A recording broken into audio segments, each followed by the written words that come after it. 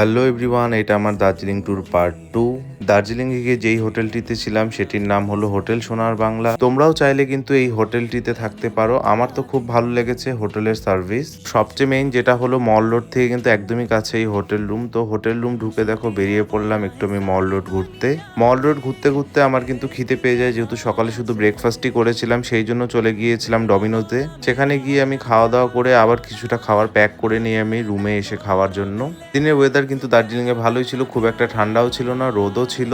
এরপর চলে আসি আমি রুমে কোক খেতে খেতে। রুমে ঢুকেই কিন্তু আমি রেস্ট নিয়ে আবার বেরিয়ে পড়ি রাত্রে মল রোড একটু ঘোরাঘুরি করি। সেদিন রাত্রে কিন্তু আমি আর ডিনার করিনি, এটি হলো পরের দিন সকালবেলা আবার রেডি হয়ে বেরিয়ে পড়ি একটু মল রোড ঘুরতে। মল রোড ঘোরাঘুরি করে এই কেক শপ থেকে কেক কিনে টি জাংশন থেকে চা খেয়ে বেরিয়ে পড়ি আমরা আবার দার্জিলিং থেকে বেরিয়ে সোনাদায় এসে দেখো আমি আমার জন্য ম্যাগি আর অমলেট অর্ডার করেছিলাম। এখান থেকে ডাইরেক্ট দেখো চলে আসি একদমই রোহিণীর নিচে। তো আজকের মতো বাই।